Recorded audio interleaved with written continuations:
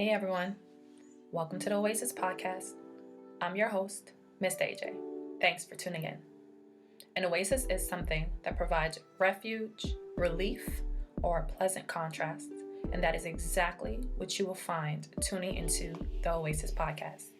This is a space where I and special guests will be cultivating intentional and honest conversations about life's journey. Subscribe everywhere you listen to podcasts and watch us on YouTube now. Wouldn't you love to create your own personal oasis? What is an oasis, you ask? An oasis is something that provides refuge, relief, or a pleasant contrast, and that is exactly what you will find at AJO Consulting Services, LLC. AJO Consulting Services is a company that provides individuals, communities, and businesses of color with coaching and consulting services, personal and professional development, as well as social and community connection services. These services include, but are not limited to, dating, life, relationship, and business coaching, finance management, travel experience curation, wellness navigation, and much more. Are you ready to find, connect, and release? Come experience your oasis today. Visit our website to learn more at www.ajoconsultingservices.com. Follow us on Facebook at AJO Consulting and Instagram at AJO Consult. Also, email us at info@ajoconsultingservices.com. Hey y'all, welcome back to the Oasis podcast. Joining me again. So, let me start out by being super candid and I guess vulnerable. Recording has been difficult. I had the whole plan of how and when I was going to do things. I tried to pre-prep and I had, a couple episodes here and there. But yeah, it's not as easy as I thought it was going to be to record and to edit and then you have to upload and convert to video and then market. It's been a lot, but I really, really want to get content to y'all. So I'm literally recording this as I hold my daughter who is sleeping. So I hope I don't talk too much and I wake her up. But this is all for the love of getting content to you all, and I want to make sure that I stay as consistent as I possibly can be. And I say all that to say, please give me grace. If, it's going to be a time there is not an episode or there's going to be a lot more of the OBG, but just give me grace because I promise my heart is in the right place and I'm trying my absolute best to get y'all content. But today's episode is things I've learned to be true. And this one's focusing on being prepared for what you pray for. And that notion has popped up as a theme to me these past few years, especially last year, because I accomplished so much stuff. And I mentioned this in one of the earlier episodes this season about, getting things, but then not going as planned. But I think also part of that is praying for things and wanting things to manifest and making sure you're actually prepared for them, right? And that's not just a matter of, making sure your mind and your heart or whatever the case is ready for it, but also making sure you have the ability to maintain what it is you've prayed for, what it is you've been manifesting, what it is that you've really worked hard to obtain. And I know that sounds like, what do you mean? So for some people, might be like, what are you talking about? You get in, you just go about your business, but it's a lot harder sometimes to maintain things after you've done prayed for it. And I really think that there's a level of preparation that really needs to happen because of that.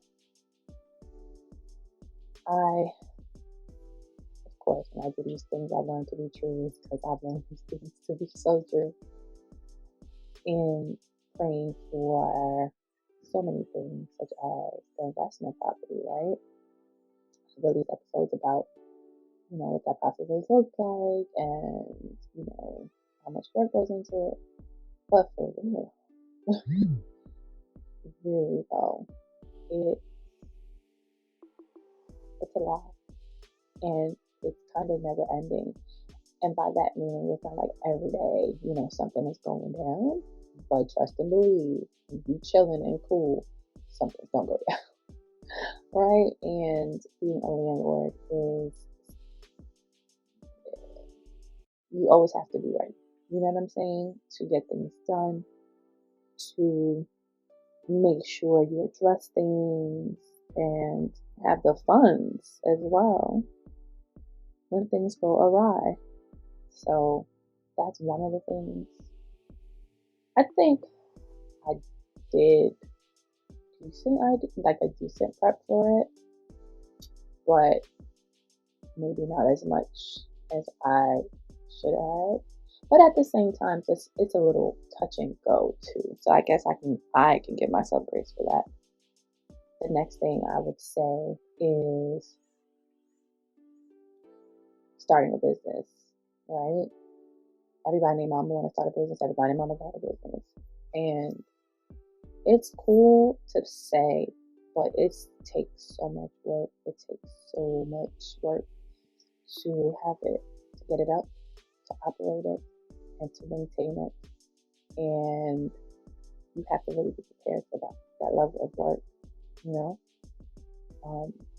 And right now, for me, that's been a little bit on the back burner. It's like I'm actively doing stuff, but it's not in the forefront.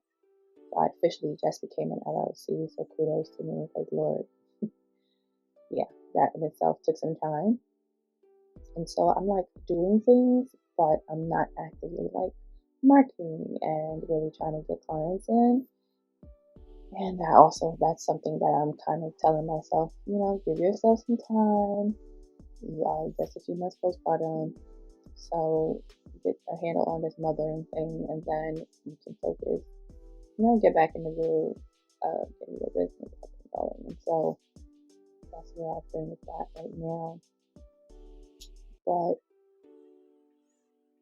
even if there's just a level of prep that I think more prep rather that could have went into it, even though I did do a good amount of prep.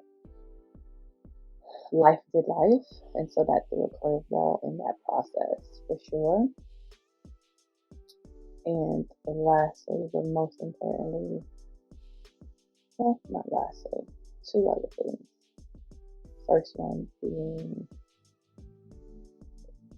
prepping for, I know, a few of us were in our late 30s, and, we're looking for life partners, and, we're looking for wives, husbands, whatever the case is. And I think people really, even at this big old age, people don't take enough time to really prepare for what that means to have a life partner, to have a boyfriend, a girlfriend, a wife, a husband. And I think people really have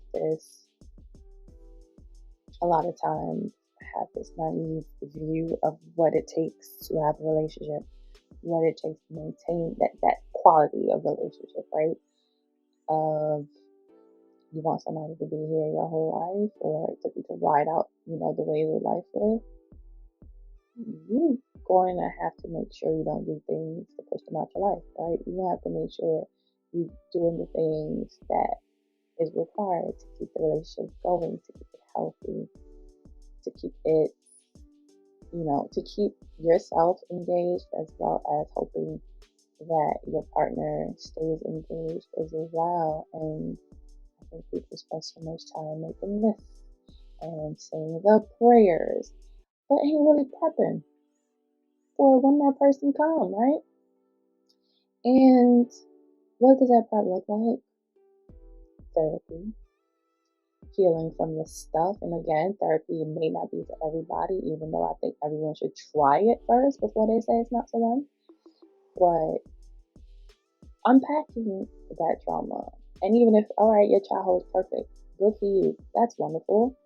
But a lot of people's childhoods are not perfect, and unpack that shit, because that's going to impact how you show up in your relationship. All right, let's say your childhood was great. You ain't had nothing real dramatic happen in your childhood, but as an adult, you've been through some things, right? In your past relationships, you've been through some things. Sit down and process that, right? See how every relationship has changed you, good or bad, and process that. See how that's going to impact how you show up. And then sit down and think about, what is it that you actually want in a relationship, and not just in the person physically and all that and all those characteristics, but what is it that you want in a relationship? How do you want the relationship to feel? What do you want it to look like? And then make sure you can provide those things. Don't just sit there and be like, oh, I want my partner to do this and that, and it's going to look like this. And then you expect to just sit back and just not do anything, not be active, as opposed not be active other than just being there and, oh, but I love you. No, that's not what work. Be prepared for the work of a relationship. And again, people hear working and be like, oh my God, all work isn't hard work. And just like what they say, you're passionate about something, it doesn't feel like work. Same thing. There should be passion, there should be initiative, there should be drive, there should be want, and make sure you're capable, right? And anything worth having is worth working for, right? And you should be prepared for that work. I think a lot of people, they expect, even though they might not say it out loud or even connect the dots, they expect like Disney fluff. And once a relationship requires a little bit of effort, a little bit of work, yeah, you gotta communicate. Not just communicate, not just talk, you gotta listen. You have to actually then produce what you say you're gonna produce. You have to actually then maintain that thing. And people just start doing, oh, this is not what it's supposed to feel like. Feelings are temporary, they go up and down. However, there's some basic characteristics that should always be there that keeps you there with that person. And yes, some people feel like, oh, okay, people are replaceable, if you say so, but not everybody. There's definitely that quantity out there, but there's not the quality. And so if you really want or praying for a quality person to have obtained that quality person, you need to make sure you keep them, right? And you maintain them in the relationship. So prepare yourself for that level of work if you're not there yet, right? And if you are there, prepare yourself to continue to work, right? There's not going to be some magic year or month or time where the work is going to cease. It's just going to change, you know? And that might change when you become an official couple. It might change when after a couple of years. It might change after you have a kid. It might change after you get married. Whatever it is. But always be prepared to do the work. Always be prepared to do what's necessary to maintain a relationship. And lastly, motherhood. I have so much to say about motherhood. And every time, again, finding time to sit down and say it. But also, honestly, a lot of my journey in my pregnancy and postpartum, honestly, has been very emotional, honestly, traumatic in some regards. And it's hard for me, honestly, to sit down and sit there and talk about it right now, because even when I sometimes think about certain things, I want to cry. And I'm like, I can't be on this episode crying. So I'm still working through all of that. But I do plan on getting you all that information. I do plan on giving you all that experience. I'm going to do it. It's going to happen. I just can't promise when it'll happen. But I do plan to. Motherhood is no joke. And I feel like it's pushed so much on women to become moms, or even on men to become fathers. I don't know if they push so much, but it's like glamorized. I think parenthood is glamorized in a way that is deceiving, and there's not enough preparation, and that's a problem. We think about the cute little bouncing smiley baby. We don't think about this is your baby 24/7. You don't get baby back. Baby depends on you for everything. Your whole life is going to change. And not enough effort and preparation is put into the mental, emotional, physical, spiritual piece. And people talk about the financial, but in the physical, maybe in the sense of your space. I don't even think people talk about the physical. That's not even true. Because I don't even think I processed the physical fully until I had to start making space for an extra person. And I was just like, oh, I don't know if I like this. You know what I mean? So, yeah. Prep. Don't focus on the ideal. Prep your mind. If you still got some selfishness in you, some self-centeredness. Selfishness, I think there's a level of it that's healthy. But if it's like this, in some like this crazy amount that's still overflowing out of you where you're self-centered, don't have no kid. Prepare yourself, meaning start learning to be selfless, because you'll have to be selfless, right? For your child and for the person you have in that child with. There's a level of care and selflessness you have to have, right? And that's, again, if you want to maintain that relationship. Start prepping yourself for the physical, right? Meaning you physically, yourself changing if you are the person carrying the child, or if your partner is carrying the child. Physically, things are going to change. That means your partner's physically going to change. That means physically how y'all interact is going to change, right? That's a thing. That's a thing.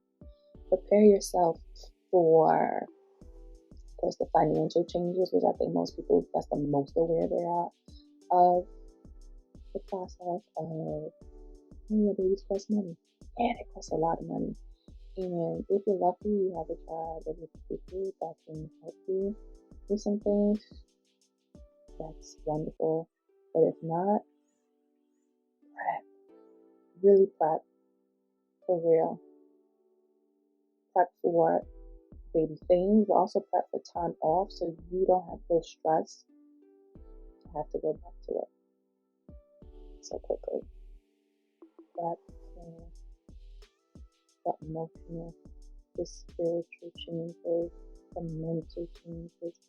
It's so much. You don't take it lightly. Don't glamorize and romanticize parenthood and pregnancy. It's not that. So definitely prep yourself. Prepare yourself for what you're praying for, seriously. Because when it's in front of you, certain things you can't run away from. You can't be like, oh, I changed my mind now. It's done and it's yours, and you're gonna have to figure it out, and to just not put yourself in a predicament of overwhelm and stress. Really prep. And I'm sharing this because I think there's some things that I should have prepped better for, or I prepped in some areas really well, and then in not other areas. And yeah, I've learned. And so I want to pass that on to somebody who might be in a certain situation. Please prep. Don't glamorize. Don't romanticize. And that could be even getting a new job. Just certain things. Just really prep for it. And it doesn't mean prep until you're immobile and you don't move and don't actually act. Take a little extra time to make sure that you've done your due diligence and before you accomplish your goal. Thank you for tuning into this week's episode of the Oasis podcast. I hope you were able to find something that resonated with you on your journey. Don't forget to subscribe anywhere you listen to podcasts and YouTube. Rate us and leave us a review and comment on Apple Podcasts, iTunes, and YouTube. Share your favorite episode and like us on Instagram and Facebook. If you have any questions, comments, want to be a guest, or any show ideas, contact us at ajsoasis@gmail.com. That's aayjaysoasis@gmail.com or direct message us on Instagram and Facebook.